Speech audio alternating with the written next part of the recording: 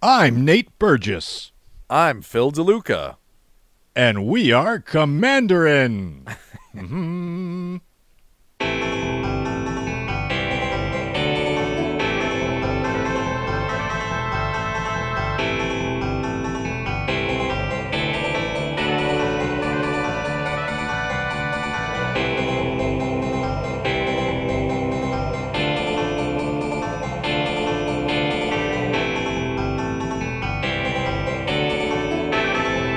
Commanderin. Thanks for listening. We put a spotlight on community issues, but never, ever talk about four-band topics: religion, politics, Hearthstone, and hip-hop. We want to remind everyone to visit patreon.com/commanderin.mtg. Listeners are our only sponsors, and the only way we can keep doing this is with donations from folks like you.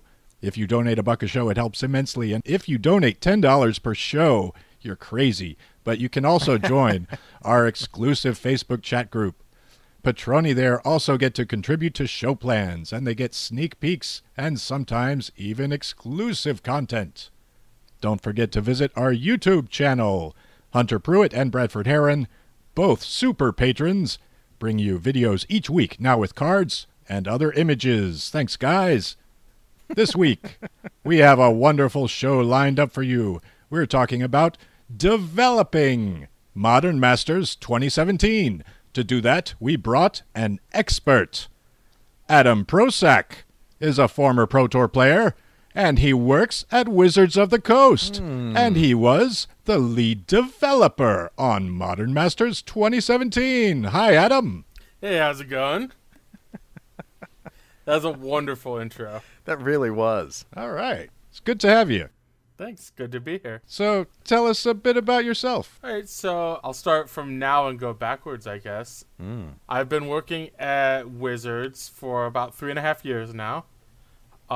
And most of my work comes with the FFL, so testing future standard. But I also work on a bunch of different sets as well, including I was the lead developer on both Eternal Masters and now Modern Masters 2017. Wow. A master developer. Yeah, and then going backwards, I've done writing for a bunch of websites, mostly Star City Games. Did some commentary for them, played in a lot of tournaments. And then I learned to play when I was 12, so that's a really long time ago. Whoa. So I've been playing over half my life, but only not all of it. I played for many, many years without even knowing that they had Magic tournaments, or that Magic stores even existed. Yeah, I've been playing Magic in a lot of different capacities for a very long time. And then you realized you could get a job doing it. Yes. And it's All the right. best job in the world, and I wouldn't trade it for anything. Awesome.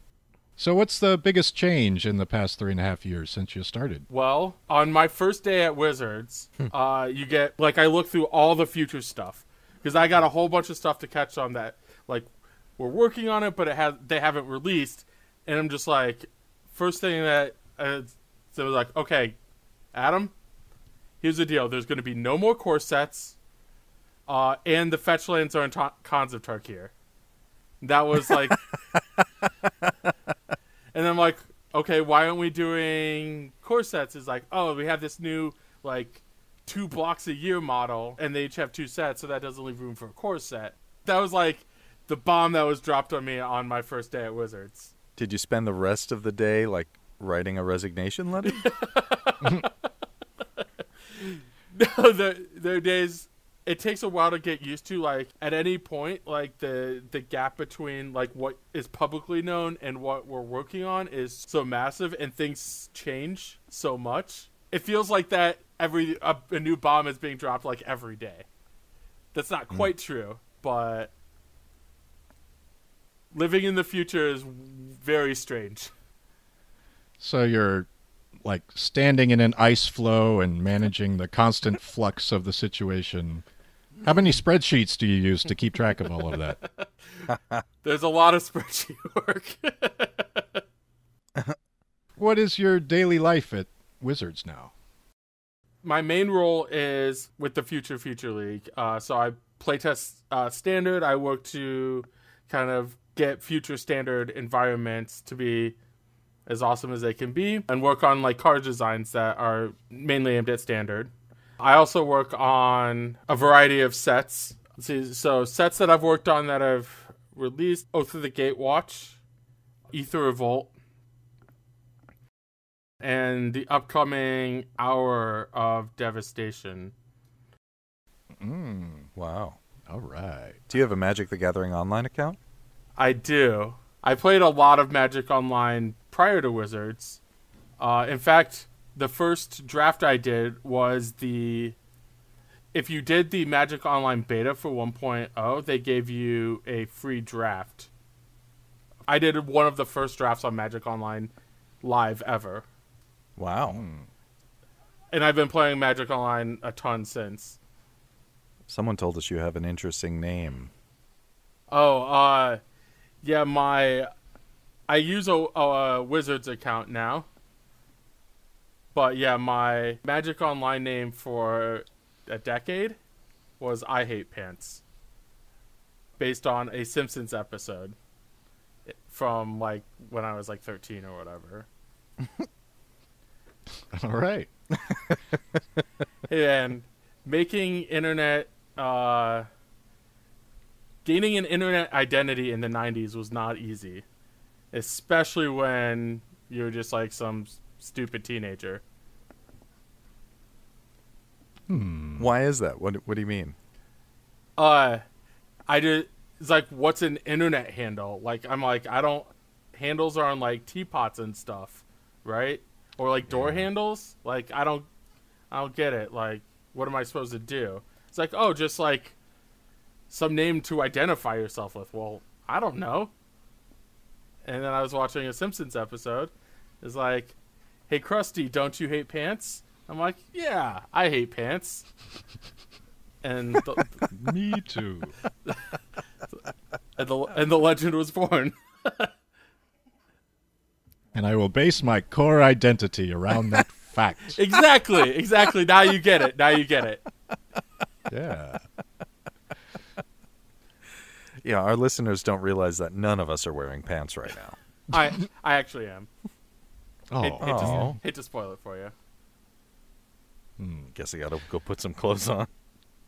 So exactly how far in the future are you living? In my day-to-day life, I live in the present. But in the Magic world, I live anywhere between, 6 months and I'd say 2 years. Wow. Like, I'm working on some 2019 stuff. And I live more in the present than some other people, like the Story team or like Mark Rosewater's team. They live even farther in the future. They have to work on stuff much farther downstream. But I work more on the tail end of things. Obviously not the last thing. That's, people that are doing stuff on like Amonkhet right now. I'm done with Amonkhet. Yeah, done with Amonkhet. That's so last year for you. Right. Literally so last year. All right. What's the name of the fall set? I don't think we've announced that. Oh, man. Damn it. Can't. We gotta try. Sorry, Adam. I can't tell you. But can you... It would change the timeline. That's true, it will. Yeah, it'll be a drastic change for at least one of the participants of this conversation. Yeah, right? Remember, like, 5 minutes ago when I said, I love my job, I have the best job in the world? Yeah. I'd love to keep it that way. None of that stuff out of you, Phil. Yeah. All right. Before we get into the meat of developing Modern Masters 2017, let's go into some shameless self-promotion. I love shameless self-promotion. So, what's in our news section here? Yeah, we did a preview card. We had a song for it. We sent you the link, Adam, so you can listen to that. Yeah, it's a great song. All right. He's fast. Yeah, he's fast at listening. Well, it's only like 2 minutes. It is. 2 minutes and 8 seconds. Mm-hmm. Look at that. So, depending on schedules, on my articles on EDH you're either looking at Sidar Kondo of Jamora or Ludovic Necro Alchemist. Some of these partners are more challenging than others to make the primary of the deck. Which of those are you referring to? Ludovic? Yeah, Ludovic it's a different animal. And no idea when that article goes up, huh? Well, depends. I don't know when this episode's going up. But my articles are, I think it's stabilized now to every other Tuesday. Aw. Only once a fortnight? We need more Nate. Oh, well. If only you had a weekly outlet for your... I got to stretch this out. I got 15 partners to go through. I've already gone through 5 of them, 5 or 6 by now. Yeah. Can't just finish the partners midsummer and then you got nothing. What's your next series? Yeah, that's what I got to figure out. Well, if only someone participating in this conversation knew whether or not we were getting more partners. I can't think of anybody that would know that. How would we... It would have to be someone from the future. A time traveler with information. I'm just from the sitting here loving a navigator. Aren't we all? Aren't we all? So a reminder to our listeners, we have a deck review group on Facebook that's run by our friend Mason Talley. He is another amazing patron. And we need submissions. Submit your decks there, and people will tell you what's awful about them. Sean Watson, our co-host, maybe he'll wake up in maybe within the next half hour and join us, maybe not. But he is running a GoFundMe for his flight to GP Las Vegas, so he can join us all and talk on our microphones and such. And next week on Commanderin, Phil, you going to announce the winners to the contest for the signed Commander deck boxes? Yeah, we'll announce at least a couple because we're going to give some away at Las Vegas. That's a secret, so don't tell our listeners yet. Okay. I won't tell. Moving on to our minor topic. Adam, you say you play Commander? I do. And what commanders do you play? So I have one deck that I made a commander deck basically because I thought it'd be easy. So when I find building commander decks to be like really daunting. Like I always try and like min-max everything. I am very much a spike. But I try and like min-max everything, and like the commander card pool is so big, so I have to do these very narrow decks that it's just like really easy for me to rattle off like every card I could legitimately play. So my commander is Kozilek the Great Distortion because it's really easy to build when you don't have any colored cards to choose from. Yeah, that narrows down the pool. Yeah, and also Kozilek is a card that I had a pretty big hand in designing. I won't say huge hands with scythes. Not as big as Kozilek's. Oh, Kozilek's like a huge I'm like a normal sized human, like I'm like 5'9", not that big. But yeah, I really love playing it. It's surprisingly really enjoyable to play a bunch. Like it has like all these. I gave myself rules, like I don't allow myself to play anything that can make a colored mana. So no Coalition Relics or Gilded Lotuses or anything like that. So it's all colorless.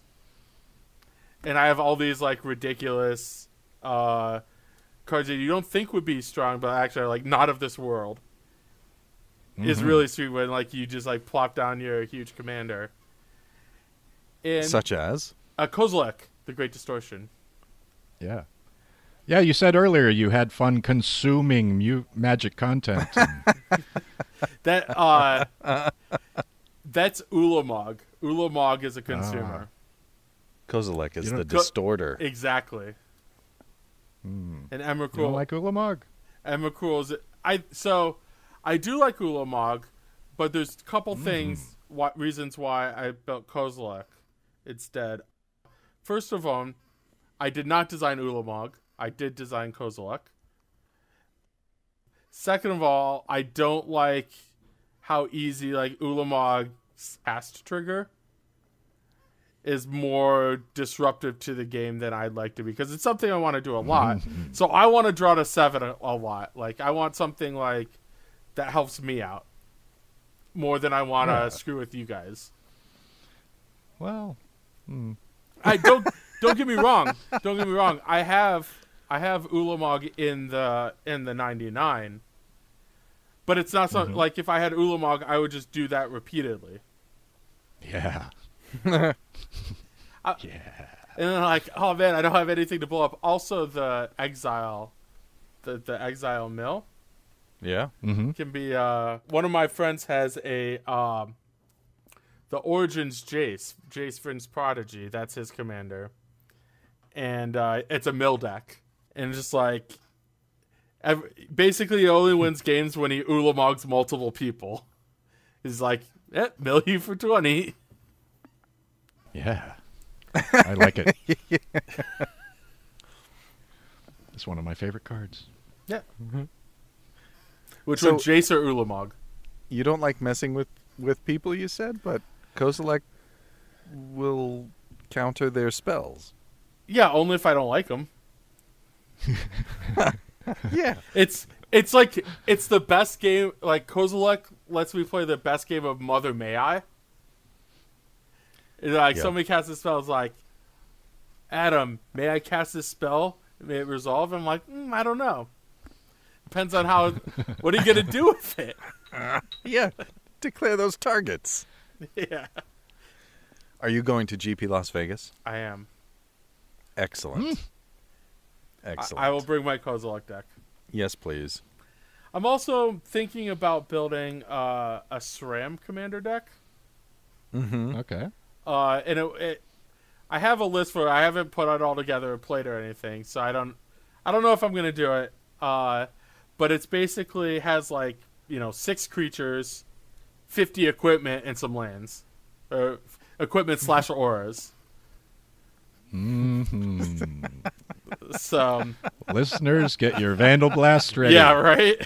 Yeah. It's a little too all in for me. Like it's not fun for the long back and forth games that I like to play of Commander. But yeah, that's another deck that's just like, oh, I could just do a gatherer search for every 0, 1, and 2 mana equipment, and then every 0, 1, and 2 mana aura. Although there aren't any 0 mana auras, but sounds like an oversight. Yeah, well, auras usually have like a color on them, and then that requires you to cost at least 1 mana. We could figure it out, but I don't know if there are any. Not in the present, anyway. Yes, indeed, not in the present. You wouldn't be the first wizard who worked on a Magic set and who created a card just for one of their commander decks. That's true. Yeah, I don't really think about Commander too much when working on sets that I'm working on. We have plenty of people that do that. Unless it's like a legendary creature that I'm trying to make work for standard. Like for example, like Kozilek, I was like, oh, this might be a fun standard card. And it turned out to be I did not design it to be my new commander. It was like, I want an awesome commander. Did you have anything to do with Hope of Girapur? Yeah. Speaking of awesome commanders. That is... So we worked on that, like, we wanted that to be like a standard card that's like, help disrupt your opponent, give you a cheap 1 mana creature for your artifact decks.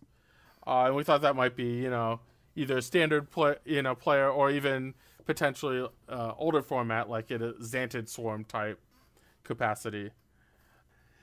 It being legendary, we all thought it was like super weird. Like, obviously it's a legendary ship, but the thought of it being your commander is super weird. We've named this torpedo. It's legendary. Right. Yeah, and the thing about it is you can't even play all right, say you wanted to build a Hope of Ghirapur commander deck. The first card I think of is not even legal in the Hope of Ghirapur commander deck. It's like, oh, cranial plating is so awesome. It's like, oh no, that's stupid black mana. Why you gotta be ruining my parade? The times I've said that.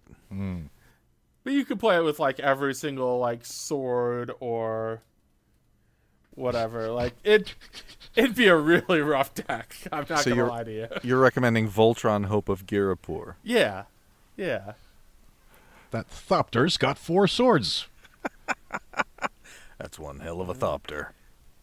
Yeah, it's self-destructive. You'd think they put guns and cannons and stuff on your ship, but swords are just way stronger. Yeah, and boots. Got to put boots on your Thopter. The boots were made for flying.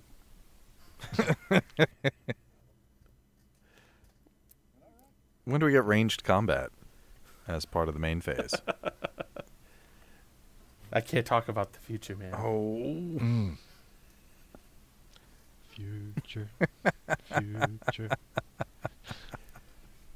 So let's move on to our main topic. The meat of the show, Nate. The meat. What kind of meat? Steak? Chewy. Sure. All right. Yeah. Wookiee meat. This is fine steak. Wookiee meat? Oh, you said chewy. Sorry. Developing Modern Masters 2017. Released March 17th, 2017, of course. There are 24 boosters in each box with an MSRP of $9.99 per booster. Yep. So last week, we talked with Sam Stoddard, who was the lead designer. And he's credited for the initial concept and game design, along with Brian Hawley and Gavin Verhey. But the development, the final game design and development, was led by Adam Prosak. Who's that? This guy. Oh, that's me. Okay. Along with Brian Hawley, Yoni Skolnick, and Eric Lauer as an advisor. What was that like with Eric as the advisor? Eric is awesome. If you've one of the coolest things about working at Wizards is just Eric has just this super unique personality. He's just if you're intimidated by people that are smarter than you, you probably won't get along with Eric. He's one of the smartest people I know. And he's just hyper rational about literally everything. And it's really entertaining.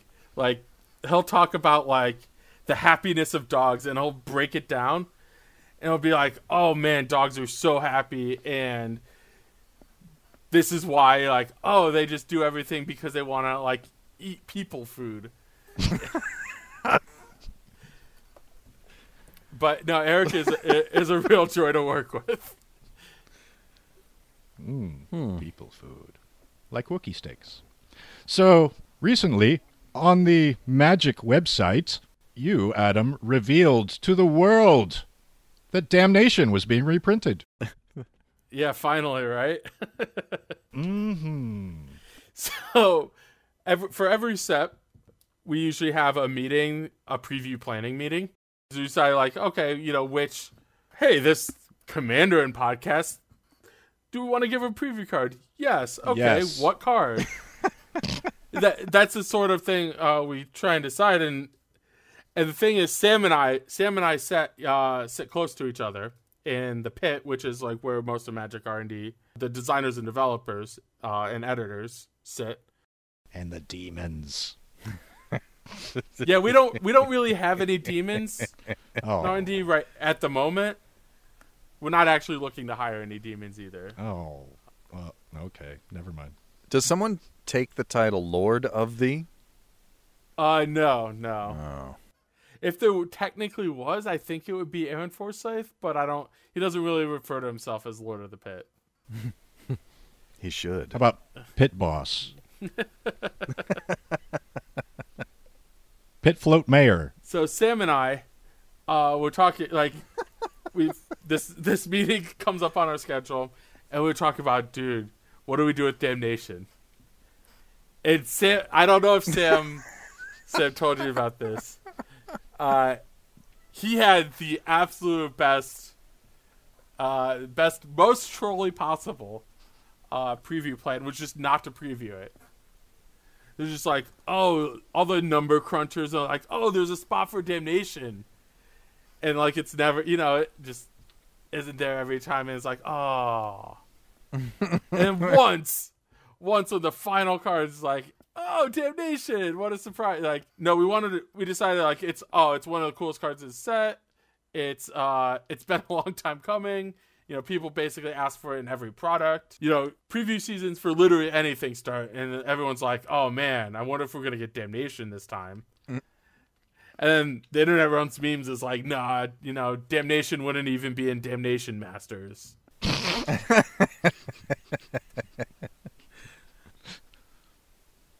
Yeah, so decided to preview it on day one. Well, I'm like, I know somebody who's going to write an article on day one, so I want it. And yeah, so that's how I got it. And also I knew that like I could be a little bit trolly with the preview, kind of be more cognizant of all the Damnation memes, so to speak, that have been out there. I really enjoyed seeing the reaction to Damnation. It was awesome. From like, hey, what are we going to complain about now? that was my favorite thing. It's like, oh, they're going to put it on the land sheet, but there are no basic lands, so it's actually not in the set. Yeah. That's awesome. Yeah, I I thought it was really funny. But yeah, I mean, in all seriousness, it was a long time coming. Like, it was one of the first cards put in the set. Like, even before I started working on it, I nudged Sam and be like, hey, Damnation needs to be in the set. Like, no excuses, no ifs, ands, or buts. We're not letting it go, like, to the next Masters, Right. It was another perfect opportunity, and truthfully, I mean, I think everybody hoped it would be here, but everybody expected the opportunity to be squandered again. Yeah, but that's the thing. Like, it's like my article said, like, yeah, there are a bunch of other opportunities, but we have so many moving pieces. A lot of times, like, it's, put in one set is like, no, it have way more impact in a different product. And it's like, okay, let's put in that product. And then it's like, oh, it's not right for that product. Let's, kick it on down the line. And it was just like the can that kept being kicked down. Did anybody consider it for a set and then go, nah, next guy's problem? Not really. We usually don't have a bunch of cards. Want to print them in some capacity. It's just like, nobody wants to be like, no, I don't want that awesome card in my set. Everybody's very selfish when it comes to the stuff they worked on. It's like, hey, how do I make my stuff awesome? Not like, oh, here's this awesome thing. I don't want it. Somebody else can have it. Like, everybody has reasons, and we try and map it out as, as best as we can. But a lot of times just like playtesting and, different goals for different sets mean that certain things, like, for example, the art example I gave is like, oh, it makes a lot of sense from the Vault Annihilation, right? Okay, that's great. It's there, but we can do better. We should do better. Like, if we put it in M15, that would be way sweeter. So we take it out of From the Vault, we put it in M15, and we start, like, playtesting, and then about this time, Theros comes out. And if you know anything about Standard, when Theros came out, the strongest deck was a mono black devotion deck. Yeah. And like Damnation in that, we're just like, we didn't even like playtest that much. It's like, oh, if this deck's strong, there's no way we could print Damnation. So, and that's like the start of getting kicked down again. And there were a bunch of other things in that space. We decided not to do 4 mana hard sweepers in Standard. So like, okay, now it's got to go in a master set.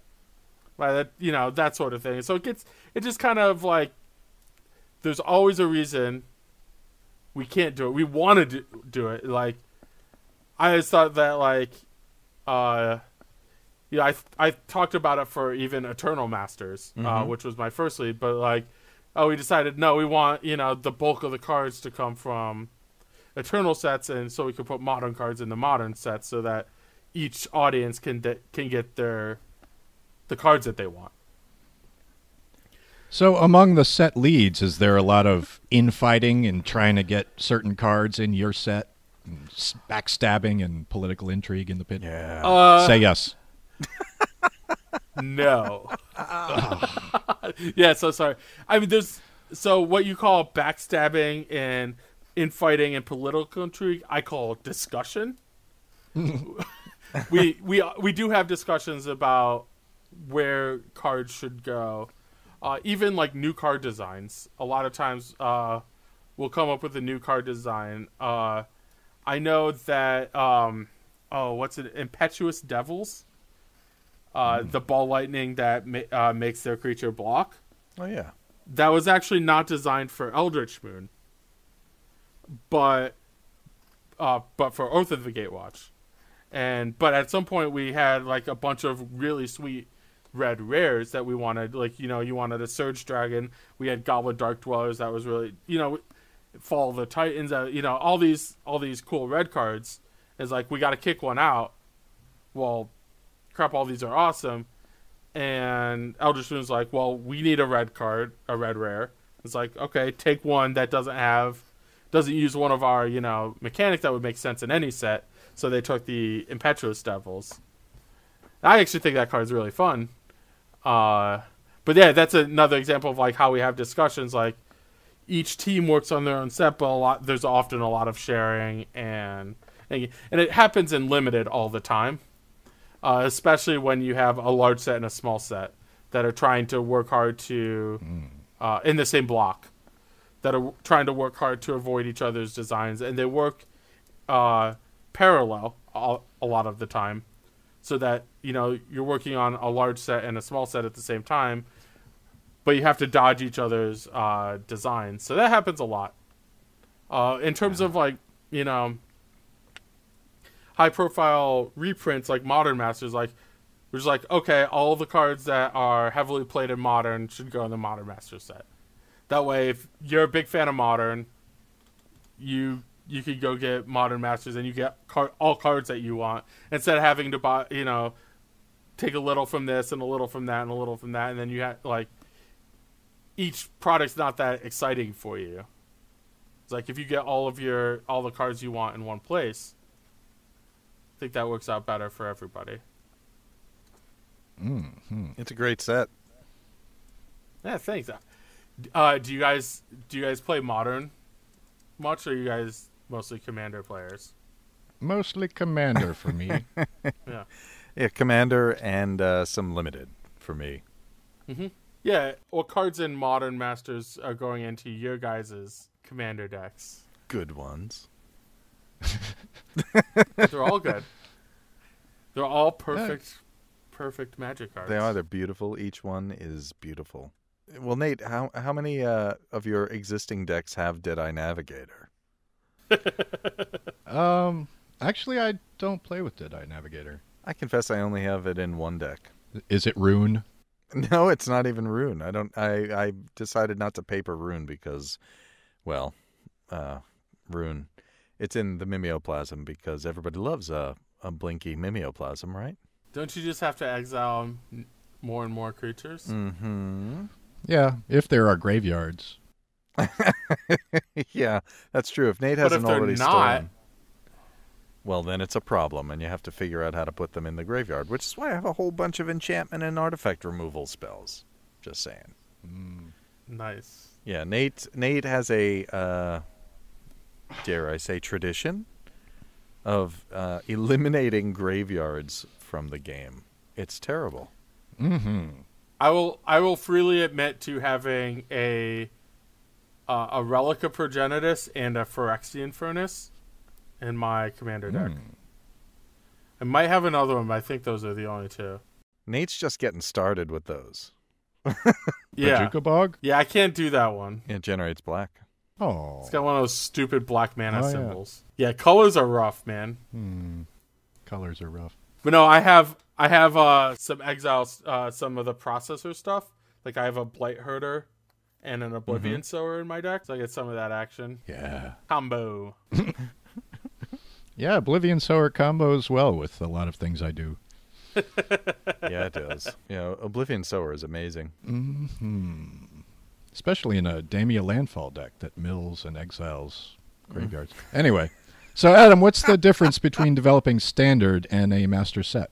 So there are two major differences between a standard set and a master set. The big one is you can't make new cards. You're stuck with the cards that already exist. Yeah. It's like, hey, I want this card to be like, this power level, this mana cost, this rarity. I better hope it already exists. If it doesn't exist, it's something I got to work around.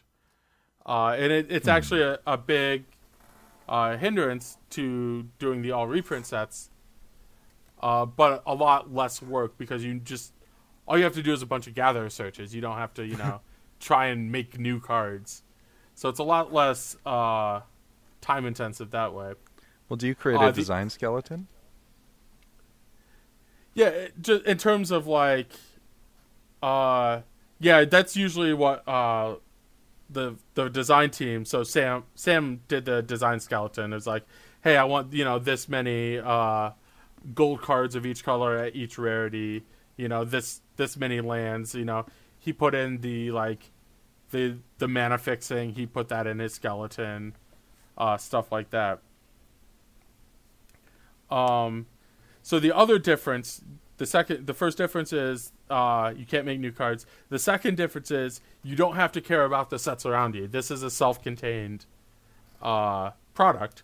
So I don't have another set to balance the limited with. It's not like Ether Revolt had, it had to piggyback on what Kaladesh was doing. So it had a lot of constraints there and a lot of things to avoid. Also, standard. I'm not going to make, other than Pauper, which is defined by rarity, I'm not going to make any new cards modern legal. I'm not going to make any new cards standard legal. So I don't have to play any constructed, which is honestly a ton of effort and requires a lot. That's what I normally do for most of my time. That's my main job function. But for this one, for this product, I don't have to worry about, ruining a constructed environment that much. So that makes it a lot easier. So in summary, instead of living in the future, you're living in the past, and screw those other sets. Living in the past is a really good thing. A lot of what we're trying to do with Master Set is kind of relive the past. It's very obvious that this Master Set has a very Ravnica feel to it, and that was intentional on Sam's part. And when he showed me what he was working on, I'm like, wow, this is awesome. I love, I love the multicolor nature of things. I love, having each set give you a certain feel, and this one being Ravnica set meant that we got use a lot of really sweet cards. The limited environment is really, really fun in a way that a normal set wouldn't necessarily let you do. For Modern Masters 1, we're just whatever color pairs we want to do, and they'll be on a normal set. This has a very different feel to it, which I really enjoy. Yeah, I don't know if you could hear me sigh just now. I'm so looking forward to drafting this. Yeah, so it's funny. It's really exciting for me as well. Yes, I've drafted it a bunch, and in playtesting, but it's totally different when you have the real cards in your hand. Yeah. As of this recording, our employee pre-release is tomorrow. Oh man! And I'm just that's gonna be so exciting. just having like the real physical cards in your hand, like the fruits of all of our labors. Like it's funny. Like when I'm done with the set's not even close to finish. There's so much work that goes in. You know, I hand over like a card file, like basically a glorified Excel spreadsheet. Like we use our own card database, but like it's not that far different from, you know, an Excel spreadsheet. Like it's very abstract. It's not like you don't see like they don't have all this amazing art on all the cards. Like a lot of times, like I'm done with the set, and then the new art comes in. Like you ever feel ripped off? No, it's just how the things are. Like, for example, like Cavern of Souls got new art. I didn't know. I knew that it was getting new art when I was working on it, but I didn't know what it would look like. And let me tell you, like, Cavern of Souls looks nice. It does. I guess that's just part of it. When I was saying, when I asked if you ever felt ripped off, I mean, it's like, so I guess you're stickering these? Is that more or less, yeah. And so you're playing with stickers all this time, and then you turn over the card, and then the new art comes in, and you're like, oh man, I could have been playtesting with this beautiful art this whole time. Right. And like that's why that's the type of thing that makes me like really excited to see everything put together. Right, like when you're working on it, you're working on a very unfinished product. Yeah. Which is really fun and really exciting and stuff, but it's just not the same as just like, all right, I don't have to work on anything. I can just like sit here and enjoy it. And this is, so I'm really looking forward to that. And I'm going to draft as much as I can get my hands on. Sure. Mm-hmm. So from your Damnation article, I thought this was interesting. You suggest 5 multicolor strategies here that are built into the set. There's blue-white blink, blue-black instant control, black-red unearth, red-green go wide, green-white populate. Do those themes come mainly from Sam's side or your side? And how do they get decided?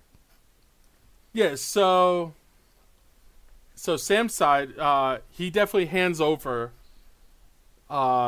That's a lot of what he hands over. So, in fact, like there's a really good story. Like, so he handed over 4 of the 5 things that you just rattled off. He handed off blue black as something else. He handed over as ninjas. And like, okay, you think ninjas are super sweet until you actually look at the literal ninjas. There's so few of them, especially I think there's like 7 of them that are modern legal for now. So it's like that. It's like, okay, I'm stuck using literally the cards you had in the file. And also there was not a lot of overlap between like the colors. So one of the things, if you do a multicolor set, is any two allied, we did allied in this case. So you want any 2 allied colors or color pairs that overlap a color, you want them to share something strategically. So if you have like, say you have blue black and you have red black, those can't have like clashing strategies, or else you'll never draft a Grixis deck. So when we had ninjas, it worked well, almost too well with the blink stuff, because you would like use your ninjas, you would turn your creatures with ETBs and then blink them, and it was like all this, like it was like hyper value town. But then on the other side, with Grixis, you had this unearth thing, and if you unearth a thing and then use a ninja, that like actively doesn't work.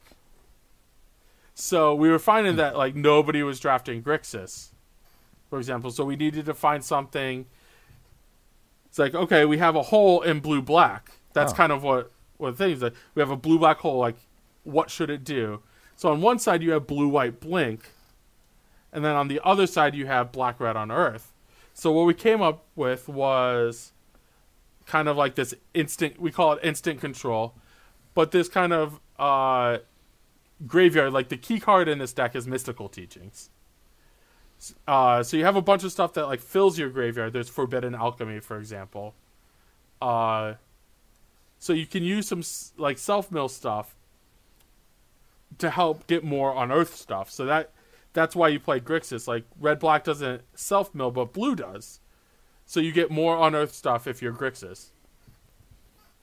And then if you're for Esper, you have blue-white, which is Blink.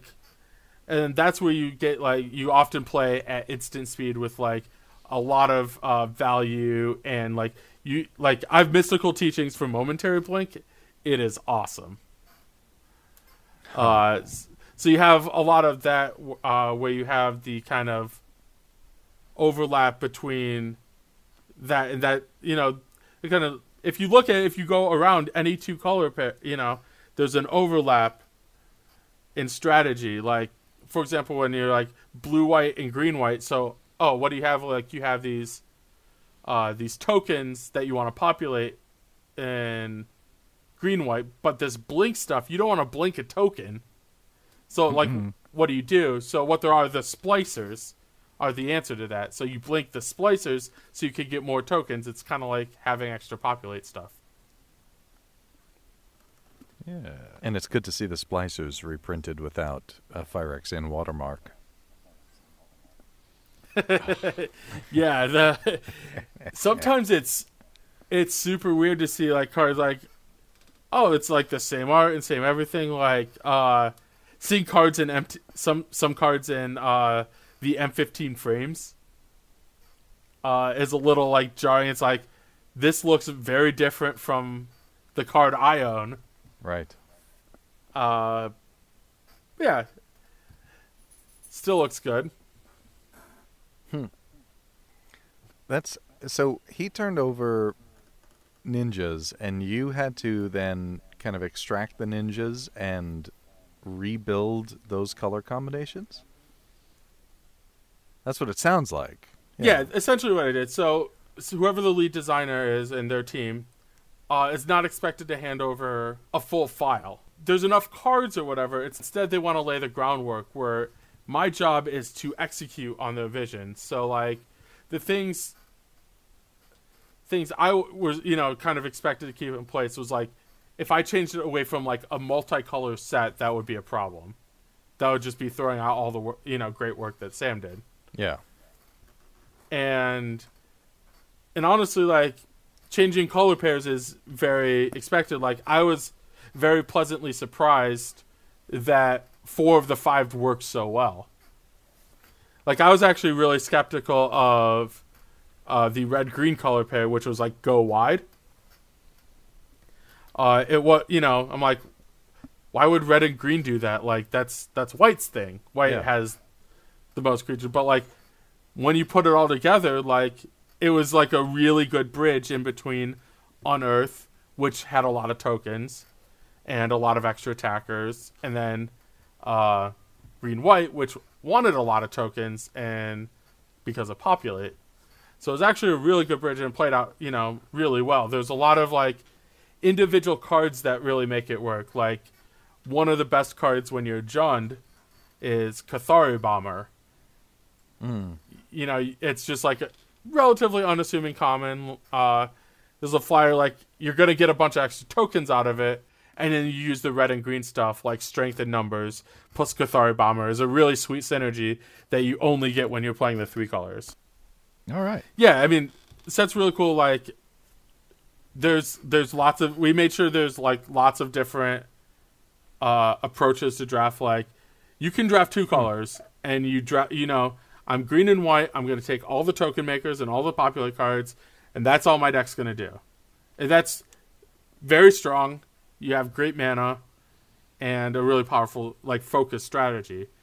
Once you spread out into 3 colors, you get, you know, I intentionally put in these cards that would overlap, you know, these 3 colors. Like I've explained, like, the Strength in Numbers plus Cathari Bomber is a really cool interaction. Yeah. that you only get when 3 colors. And then you can also draft 4 and 5 color decks where there's enough like super strong cards, you could just take them all and take a bunch of mana fixing and draft your 5 color paradise deck, basically. So Sam will hand over like some high level elements, like it has to be a multicolor set, and maybe gives you a partial list of cards. Yeah, no. So the list is complete. You know, the card file is complete, so I can run a playtest on day 1 if I want to. So I could do that, and then you rip out the ones that don't work. Basically, I mercilessly slaughter those cards. That's basically my job description. All right. Well, yeah. I mean, in all seriousness, R&D is highly iterative. So, like, we'll have a thing that we think might work, and then we'll see if it works, and keep the parts that do work, and rip out the parts that don't work, and replace them with,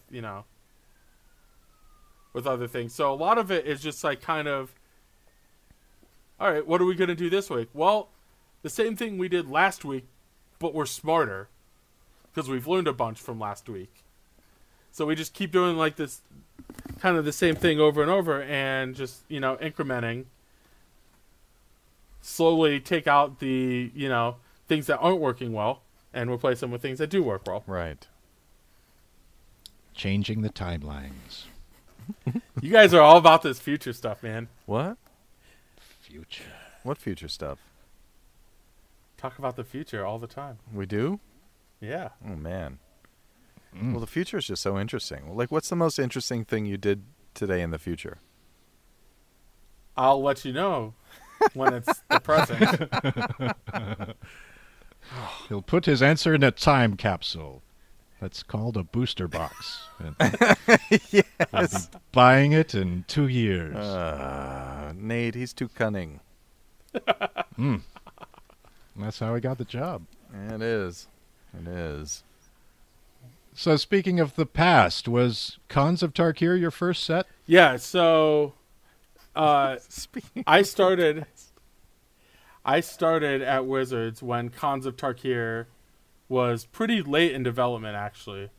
The set was almost done, but like a lot of times when it's like when you're first starting at Wizards, it kind of just throw you to the wolves and put you on whatever the large set is at the time. So I got thrown on Khans of Tarkir. Really can't take credit for it because I was very new and didn't know what I was doing, but I had a lot of fun and I learned a lot that I could use to work on sets like Modern Masters. So what's your favorite story from that era, the Khans era? One of the big like breakthrough moments in any designer or developer's career is the first time they see something that you worked on a lot come to fruition in the real world, and things just go totally haywire. It's not like, oh, this is what I thought of. That's totally different from what you millions of Magic players thought of. Why didn't I think of that? It's like, well, you're one person and you can't think of everything. You just have to give people the tools to explore whatever they want to explore. And like the things you care about in Magic are totally different from the things, some other podcast host thinks about and cares about, which is totally different from what, like, say, my brother thinks about. Like, my brother plays the dual decks, and that's the entirety of his Magic experience. Like, that's a totally different thing. So he just likes the box set of Magic, where, like, it's like if you asked him to build a deck, he's like, nah, not doing that. Whereas, like, most people is like, that's why they play like a format like Commander. It's like, I love deck building. Yeah. I'm just like, typing in deck lists, I want to sidebar right here. So when I was in high school, in college, I would sit in class, bored out of my mind, and just write down Magic deck lists, right? Yeah. I'm sure many of us can relate. Commander wasn't a thing when I was in high school and college. I can't imagine you would run through so many notebooks writing down 99 cards at a time, or 100 cards at a time. Dude, that has to be nice. I need to get into the notebook industry. You'd have entire pages that are themed for one commander. Yeah. Exactly. Well, it's usually writing down 200 cards, and then you have to cut half That's of it. them. Yeah. No, but like, I just had these like 60 card deck lists, and I could even play like 4 copies of a card. I know, really weird. I have so like many professional meeting notes with decks written in the margins from the early to mid 90s. Yeah, that's great. But like, yeah, back to my original point. Like, so when doing Cons of Tarkir, I thought the strongest deck was this like Sultai deck that had this had like Sidisi and Whip of Erebos. But I'm like, wow, the best card in this deck is by far is Night Howler. It's like it makes all my creatures +10/+10, and it's just it makes them kill it twice. It's just a huge beating. And I come out and people are playing that deck. It like won the world championship. I'm like, dude, where are your Night Howlers? What do you got all these, got all like a lot of the same cards, but like, so I gave you the tools, and you just totally didn't use the best one. What's going on? And I realized, like as it turns out, world champion deck builders are, a lot better at Magic than I am. So they're just like, I don't need +10/+10 on my guy. I just need like a Hornet Queen and a bunch of little Death Touch insects. And that's Who doesn't? That's just way better than a 10/10. So I mean, just stuff like that is just like really cool, and really like it makes the job worth doing, just to see like what people are doing that you didn't think of. Like, hopefully, if I did my job correctly, Modern Masters 3 Limited will have so much cool stuff that I didn't even think existed. Like, I didn't even think of. Like, hopefully there are enough open-ended tools that you can piece together your stuff in new and interesting ways that I had no intent to work together. Like, hopefully that's what really gets me up in the morning. You must have predicted 5-color decks. Oh yeah, I fully expect 5-color decks. But in terms of like what those decks contain, no 10/10s. Unless it's Ulamog. I'm sure you can make a 10/10 in Modern Masters 3 Limited. I don't know how yet. Looking through everything, but I'm sure you can.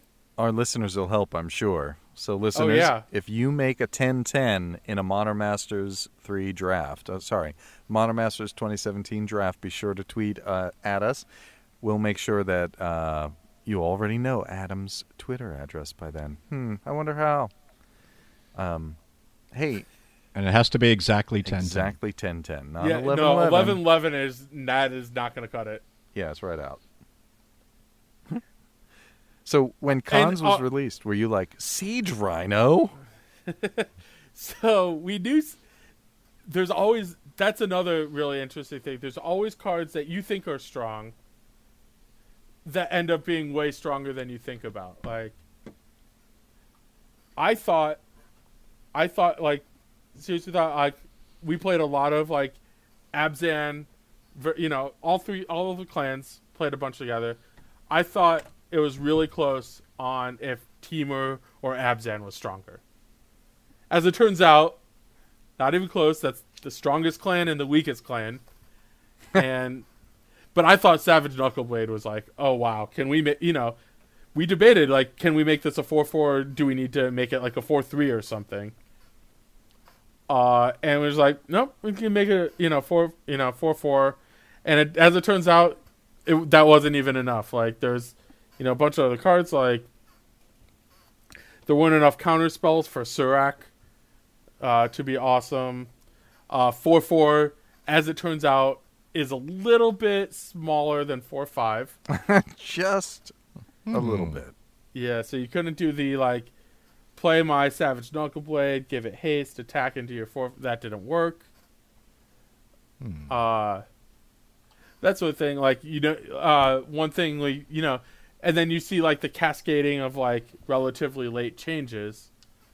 Teemo Charm used to make all of their creatures not block, not just the small creatures. So now like they struggle more against the big creature decks, which Abzan was. So yeah, that sort of thing. Like, yeah, I knew Siege Rhino was strong. Did I think it would be the most hated card in that standard? No.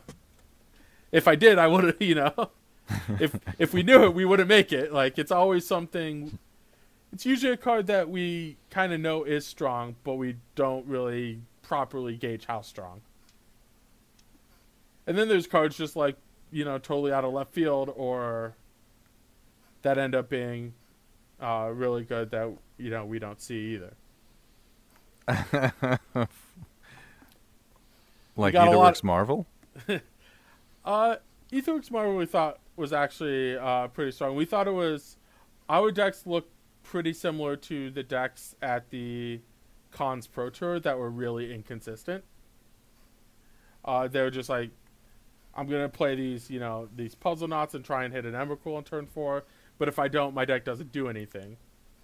And then the real world, because there's millions of you and dozens of us, kind of worked on that strategy a bit more, and by the end of it, by the end of Kaladesh, like Etherworks Marvel was this like monster of a standard deck, and that was much stronger than anything we had built. We had built like kind of these all-in fragile decks, and thought it was appropriate. And then obviously, like, Heart of Kirin's a weird one, where we thought it was pretty strong, but we didn't think you'd play it over Smuggler's Copter. But then Smuggler's Copter we ended up having to ban. And so Heart of Kirin sees a little bit more play these days. Yeah. A little bit. So our podcast has a few traditional questions by now. We will ask you, what is your favorite type of pizza? Wow. I'm not a huge pizza guy, but when I do, I like basically a meat lovers, I guess. Any pile on the meats, no anchovies, that's not a meat. Even though it technically is. It's not in my book. Do you ever go for pizza with Sam? Not really. We're not pizza people. So in the Seattle area, the best food is Asian food, either like teriyaki. Teriyaki, Thai food, Indian food, Vietnamese food. That's the best food in Seattle. Like, the American stuff is not good. The Mexican is horrible here because I lived in Phoenix for a while. That's really close to Mexico. They have really great Mexican food there. Not so much up here where, like, you'd think we'd have, like, good Canadian food, for example, because we're close to Canada. Good Canadian food? What does that mean? Just poutine, I guess. Yeah, poutine. Magnifique poutine. And they have bacon. Yeah. They have their own kind of bacon. Their own That's kind true. of bacon. It's ham. Are you pro pineapple on pizza? Sure. Pro or against? Pro Okay. pineapple. Okay, here's a theoretical question. Suppose you get sucked into a dimensional rift and you arrive on a hostile plane. Which planeswalker would you choose to save you? Well, that's a good question. That's totally different from who my favorite planeswalker is. Yep. I would Tell us both. I would choose Nicol Bolas to save me. Yeah. He has all the power. He is really powerful. Ooh, to save you? Yeah. Well, to fix the situation. I would join Team Nicol Bolas, and he would save me from the situation. Are you a Grixis player? Not really. I find that like philosophically I'm is it. Like I like experimenting doing like all these like weird like engine-y type things. Yeah, that's part of Grixis. Yeah, but I do it with Simic decks. Hmm. Like Simic is my favorite color combination to play, even though I don't like aligns with the Simic philosophically. Yeah. Like I'm not like a mutator or like build a sweet monster guy. I'm more of a like I want to ramp, and then I'm going to draw cards, and the cards I draw is going to be more ramp, and then I'll have more mana to cast more cards, and then Why haven't you built a Crufix deck? I don't know, because it's too hard for me. Like there's too many options.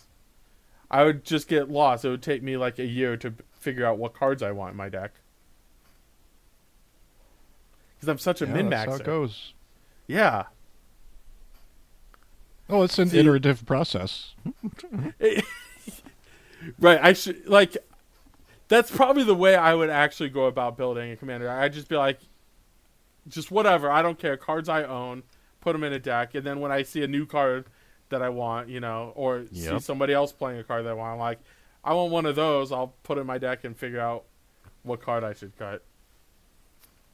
But since every card I ever put in a deck is perfect, I never want to cut any of the cards. Of course. And they don't let you play 101 cards in Commander. So. Nope. Not yet. Not in the present.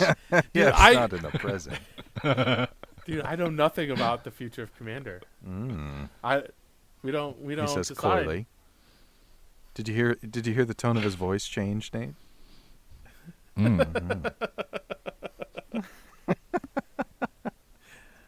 Yeah. That's why. Do we have time to get any patron questions? To this get time? any? Yeah. Do we have any patron Well, first we questions? should thank Jackie Miller, Patron Jackie Miller, for the pizza question, which is now a commander in tradition. And, Nice. of course, Nick Jaragrulski for the Planeswalker question. He likes gruel. Yeah. I don't even remember his real last name anymore. It's like Jara Gruel? Gruel? What were your guys' answers to the Planeswalker question? I also chose Nicol Bolas. Nice! Mm-hmm. Nice. I'm pretty sure I chose a Johnny, wasn't it? Johnny's Yeah, a good probably. choice. Probably. He's gonna bring a team. Johnny was one of my options as well. Yeah. Like he's gonna save you from like evil, and like he's gonna bring a team and they're gonna work together. Johnny gets stuff done. Yeah. He's going to get me out. I'm going to be okay. Yeah. I'm not trading my soul for whatever it is Nicol Bolas is offering. Well, Nicol Bolas gets stuff done too. Yeah, he does. I'm not saying he doesn't get stuff done. He gets stuff done. Yeah. All you have to do, Or he gets other people to Like do when stuff. he gets that thing done in Amonkhet. What was that thing again? I forget. Damn. Oh, he's so good, Nate. So Nicol Bolas, like the thing about Nicol Bolas, like all you have to do to be happy with Nicol Bolas is around is just align yourself to Nicol Bolas ideals. That's all you got. If you're just That's all you got to do. Yeah. if you're just all about Nicol Bolas, then you're good. Like Yeah. Tezzeret, he's good. Yeah. All you have to do is completely adopt his worldview. Yeah. But That's not from so an much inferior to position. ask. Yeah, that's not too much. Yeah. Yeah. Well, I guess it's almost the end of the show, isn't it, Nate? I haven't even looked ahead. What do you have here? Oh, my message of the week. That's another tradition on our podcast where sometimes at the end of almost the end of the show, I will choose out a hate bear card that will counter whatever strategy we just talked about. But since we talked about Modern Masters 2017, I picked a card from that set. And last week, I picked Linvala, Keeper of Silence. And this time I will pick Stony Silence for 1 and a white. Enchantment. Hey, you guys, are you guys using artifacts?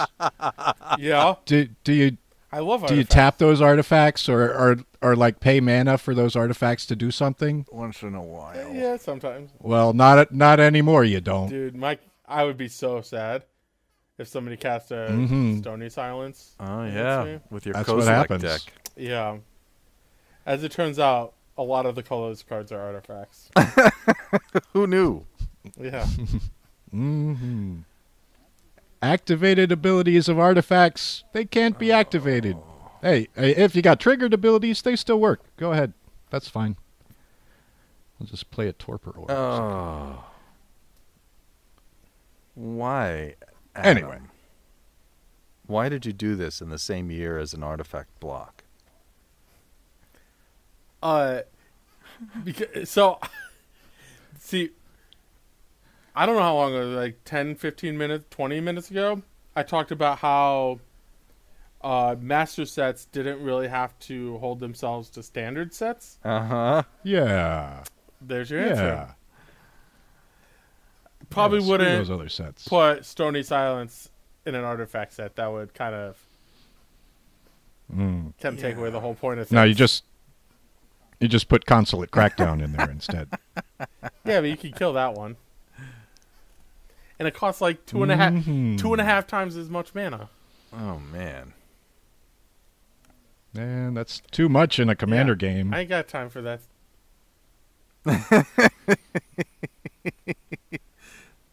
That's great. Yeah, so you put this, well, I'm not saying it was influence, but you put this in the set, and it's sort of like, is Affinity experiencing a resurgence? Boom. Yeah. Not anymore. Wow. Oh, I figured out how you can get a 10/10. I'm looking through Gather here. And there's just a star. There's Wayfaring Temple.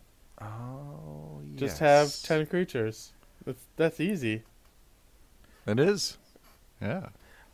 Go I was wide. thinking like Blood Rushing Rubber Belt Maka on Gristlebrand. That's one way to do it. What a set. What a set. I just drafted Conspiracy 2 for the first time ever. Oh, man, that's a nice set. I had a lot of fun with that set. Well, Adam, thank you for coming onto our meager podcast and talking with us. Yeah, It's I been think you guys sell yourself short. I wouldn't... If I got one word to describe you guys' podcast, it would not be meager. All right. I haven't decided what it is, so don't put me on the spot. I know it's not meager. That's all I know. Mm-hmm. Okay. Well, we are not meager. We could be a lot of other things. Thank you for hanging out with us, everyone. Without your support, this episode would not have happened. If you want to support the podcast, head over to patreon.com/commanderin.mtg and maybe give us a 5-star review on iTunes. That's cool, too. We love talking to our listeners. We are incredibly grateful to all the patrons, like Ben Fogarty, Logan Ferry, Kevin Farr, and as a reminder, Sean is trying to fly to America to join us in GP Vegas. He has a GoFundMe, and Sean will beg us. He'll beg you. He'll beg everyone for donations. This is Sean begging for stuff by proxy. So come play test with us. If you donate $10 or more per episode, come join the patron chat we host over on Facebook. I did the theme song. Yes, you did. I don't know who's editing this. Our videos are created by Hunter Pruitt and Bradamog Heron. Our logo was created for the podcast by Mr. Picto at mrpicto.co.uk with assistance from Kelly DeLuca. Special thanks to Tech Wizzes, Jessie Thomson, and Graham Frank, and to Justin for his server space. You can reach us by going to our website, commanderin.mtg.com. Our email is cast@commanderin.mtg.com. Find us on all the social media by searching for commanderin.mtg.podcast. Indeed. Individually on Twitter, I'm at Mr. Plorg. I'm at Ketjack. Adam, where the heck are you? I am at Adam_Prosak, Prosak, on the Twitters. Mm-hmm. On the Twitters. And Adam, would you like to take us out? All right. Thanks for listening. I had a great time. Thanks for Phil and Nate for hosting. And until next time, this is Adam Prosak. Mm-hmm. Until the future.